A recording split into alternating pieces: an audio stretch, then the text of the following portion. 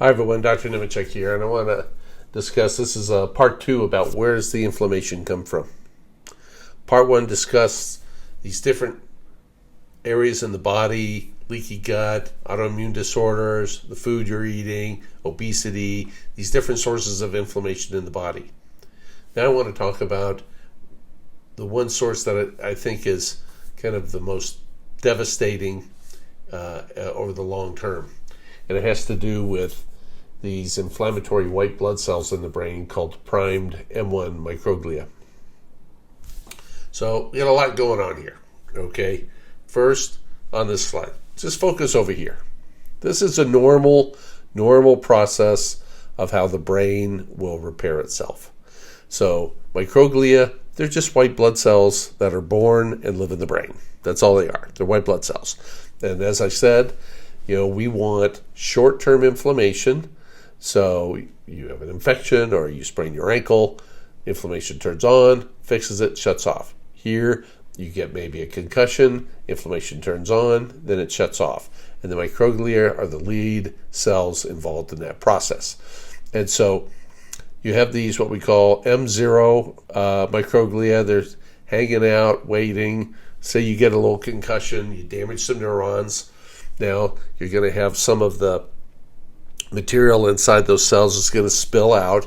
So this M1 microglia changes its behavior. It's the same cell, but it kind of changes, and they even look different in the microscope. Becomes temporarily inflammatory, which is what we want. We want this short-term kind of inflammatory response. Cleans up all this debris. It changes again, becomes anti-inflammatory. And that's now you're going into, what that implies is it's in the repair mode and it helps fix everything. And then when it's done, it goes back to this resting stage. So the same cell. And each of these, the M0, M1, M2, they all look different. Okay? But it's the same cell changing. These should be replaced about every 3 months with brand new ones. All right? Your whole life, brand new, brand new, brand new. Now, here's the problem.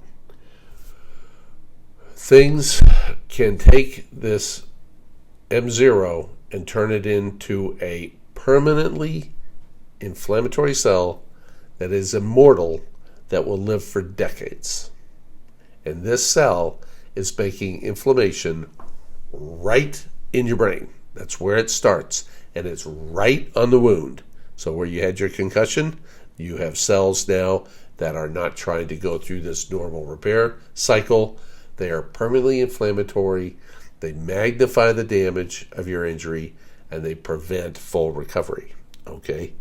What triggers that?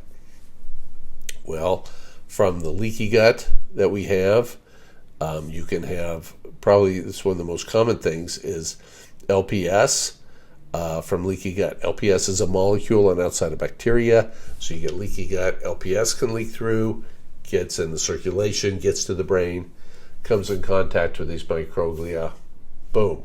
Now they're permanently inflammatory. Okay? COVID can trigger this. Here. Encephalitis, that's brain infection, pretty unusual. But if you had dengue fever, that could do it. 2.5 micron particles, these is air pollution. All right?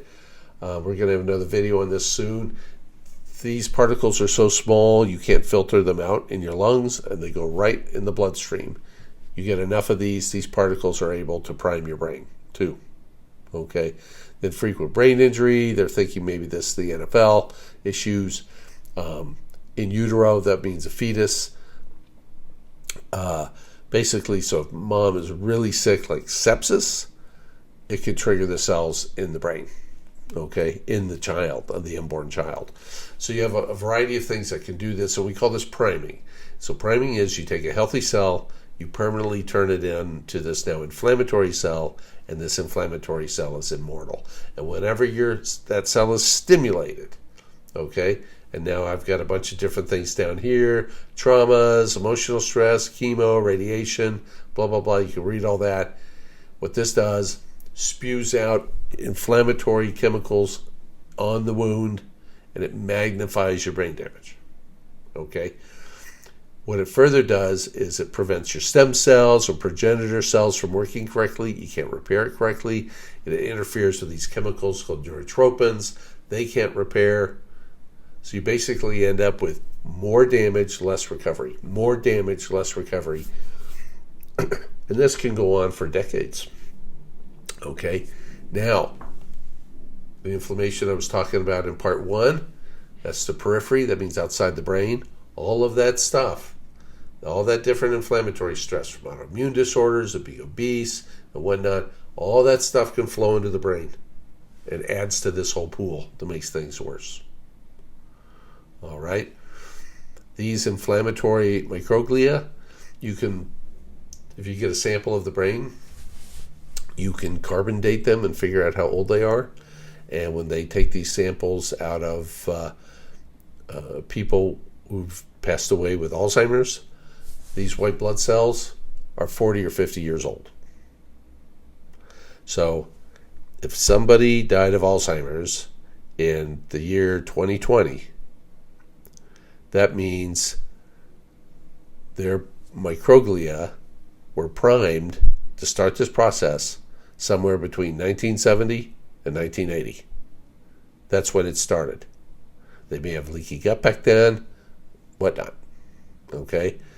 And their whole life, pretty much their whole adult life, they've been leaking these cells. These cells are leaking chemicals in their brain and contributing to this problem that ultimately presents as Alzheimer's. Same thing with Parkinson's.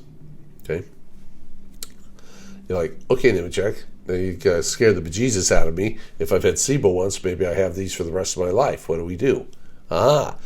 This is where, when I talk about the fish oil that you need high concentration of DHA fish oil.